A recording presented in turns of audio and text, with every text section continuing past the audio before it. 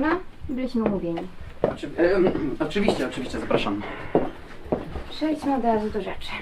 Jak już mówiłam przez telefon, uzdrowisko N wynajął mnie jako reprezentanta w sprawie śmierci K. Nie ukrywali przy tym, że chcieli jak najszybciej zamknąć tę sprawę. Wie pan, zła reklama. No, nie najlepsze. Aczkolwiek nadal nie wiem, jak mógłbym pomóc. Znałem K zaledwie miesiąc. No cóż, był pan ostatnią osobą, z którą miał kontakt. No tak. Pani również? Podziękuję.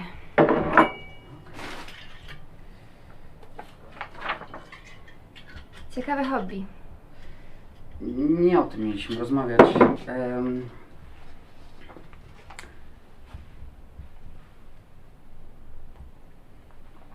Z K nie byliśmy blisko.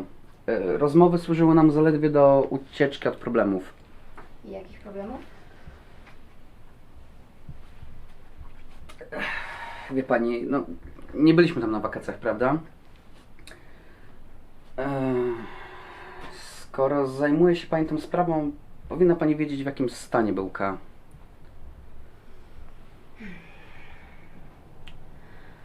Bardziej zastanawiam się jednak, po co właściwie pan tam przebywał? Nie uwierzy pani w to, co zaraz opowiem. Do N pojechałem wiosną, kiedy mój stan zdrowia znacznie się pogorszył.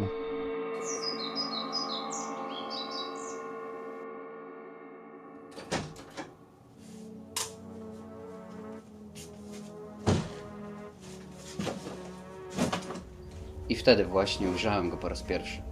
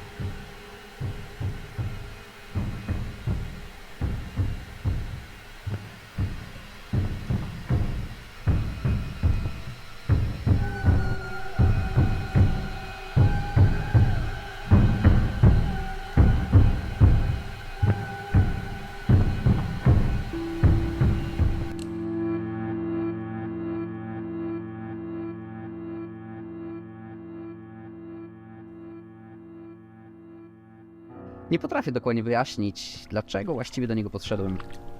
Początkowo myślałem, że szuka jakiejś zguby. Dopiero po chwili zorientowałem się, że chodzi po swoim cieniu.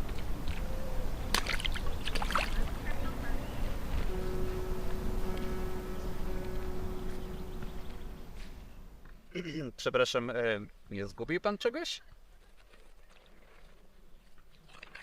Nie o to chodzi, kolego. Kompletnie nie o to. Wszystko w porządku? Jak najbardziej, kolego. Jak najbardziej. Powiem ci, że masz bardzo ładny cień. Dziękuję. Nie myślisz, że zwariowałem, prawda?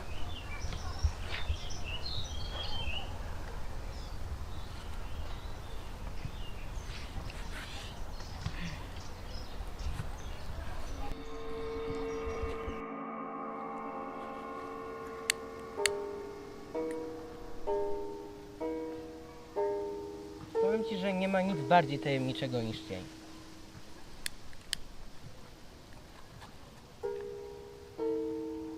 Jeśli spojrzysz w niego wystarczająco głęboko, to będziesz w stanie dostrzec swoje własne ja. To jedyne i prawdziwe. Niestety sztuczne światło nie nadaje się do tego rodzaju misteriów.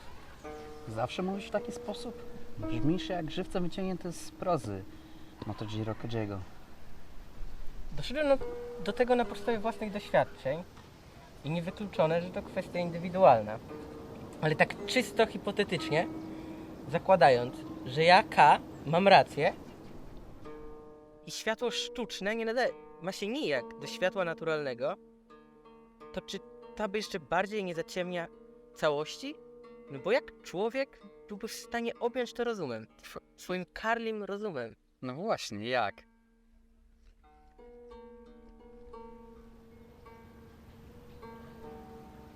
Przejdźmy się.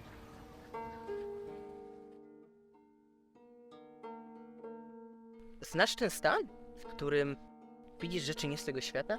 Do niego przywykniesz, zaczniesz dostrzegać, że świat rzeczywisty nijak do ciebie nie przystaje. A im bardziej twój cień staje się wyraźny, tym bardziej ty sam zanikasz. Ty znasz to uczucie? Tego stanu nie da się określić słowem uczucie. Trzeba odwołać się do wyższych kategorii.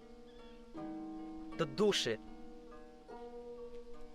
I właśnie dlatego większość ludzi nie jest w stanie doświadczyć tego, czego ja doświadczam na co dzień.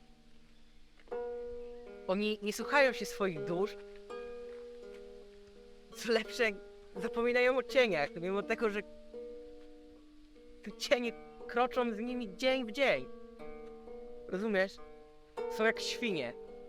Nie są w stanie spojrzeć w niebo, co dopiero się do niego unieść. Nie są w stanie. Ślepa gwiazdo, która przynosi zgubę nieszczęsnym ikarom. Co najlepsze jest, że ja też upadam. Ile bym nie próbował, każda moja próba kończy się upadkiem. Każda.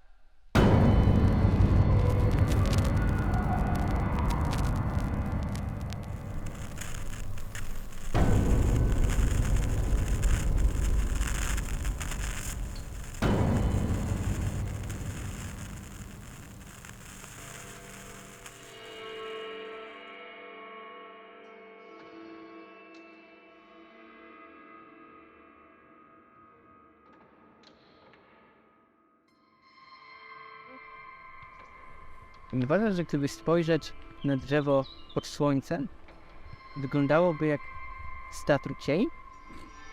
Ty ciągle o jednym.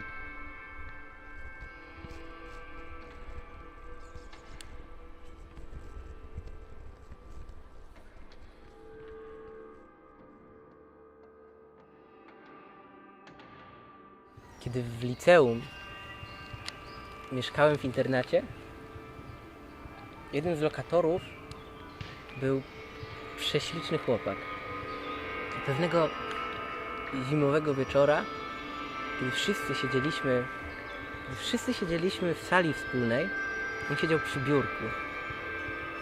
A na ścianie malował się jego cień. I ktoś, nie wiem kto, odrysował ten cień, a później wypełnił go atramentem. To był tak piękny widok. Nigdy go nie zapomnę. Czy to wtedy wszystko się zaczęło? Wie pan co, to wszystko jest bardzo interesujące, ale co to ma wspólnego z jego śmiercią? Próbuję tylko zarysować obraz naszej znajomości. Wyjechałem z N pod koniec lata, więc nie było mnie tam w momencie tragedii. Aczkolwiek domyślam się, co mogło się tam wydarzyć.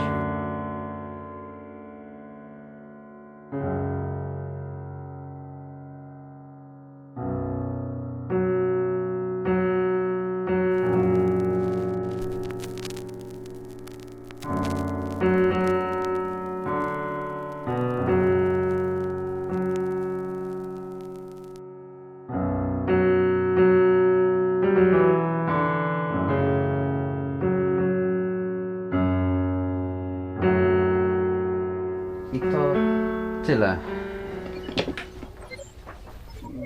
Więcej nie jestem w stanie